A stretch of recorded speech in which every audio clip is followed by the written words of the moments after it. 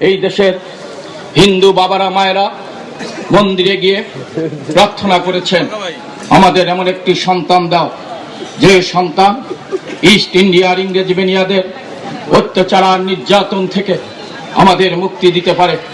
সূর্য সেন, হাজী Shariatullah, Pritilata অদ্দাদার, Khudiram, master Subhash Bose, শেরে বাংলা সরহদ্দিরা যে স্বপ্নকে বাস্তবায়ন করতে পারেনি, বাঙালির হিন্দু মায়ের মুসলমান মায়ের সেই আরাধ্য সন্তান এই ভাইগার নদীর তীরে টুঙ্গিপাড়ায় জন্মগ্রহণ করেছিল, সেই বঙ্গবন্ধু মুজিব আজকে এখানে ঘুমিয়ে আছেন।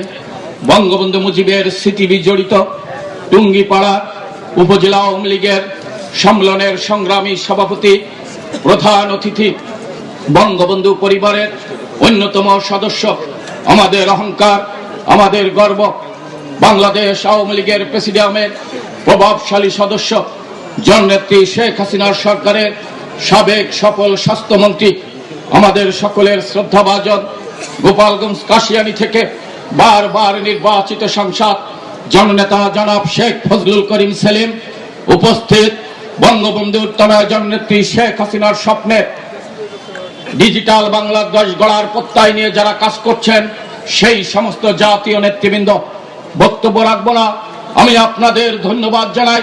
এবং আপনারা সেই মাটির সন্তান, যে মাটিতে বঙ্গবন্ধু জন্মগ্রহণ করেছেন, যে মাটিতে বঙ্গবন্ধু ঘুমিয়ে আছেন, সেই মাটির সন্তান, যে মাটির মানুষ বঙ্গবন্ধুকে যেমন আপনারা গ্রহণ করেছিলেন, বঙ্গবন্ধুকে যেমন আপনারা প্রেরণা জুগিয়েছিলেন, তেমনি ভাবে আজকে আপনাদের মূল্যবান ভোট দিয়ে বঙ্গবন্ধুর তনয়া জননেত্রী শেখ হাসিনাকে আপনারা বারবার সংসদে পাঠান। আর আপনাদের দোয়া ভালোবাসা নিয়ে জননেত্রী শেখ হাসিনা বাংলাদেশের প্রধানমন্ত্রী হয়।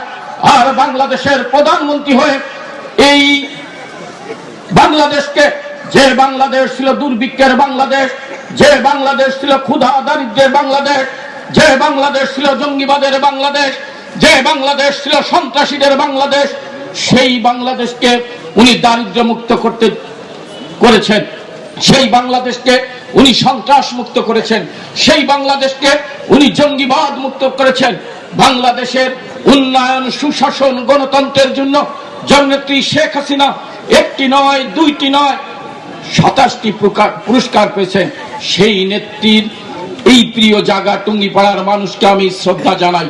প্রিয় ভাই বোনেরা, আমার আপনার প্রিয় নেত্রী জননেত্রী শেখ হাসিনার জন্য আমি দোয়া চাই, যে নেত্রীকে শুধু বাংলাদেশে নয়, আপনারা জানেন গত কয়েকদিন আগে জাতিসংঘে চ্যাম্পিয়ন অব দ্য আর্থ পুরস্কারে ভূষিত হয়েছে। আর সেই পুরস্কারের সংবর্ধনা সভায় ওই মার্কিন কংগ্রেস ম্যান ইভেন ক্লার্ক কি বলেছেন? শেখ হাসিনা বাংলাদেশের গর্ব নয়, শেখ হাসিনা সারা বিশ্বের গর্ব।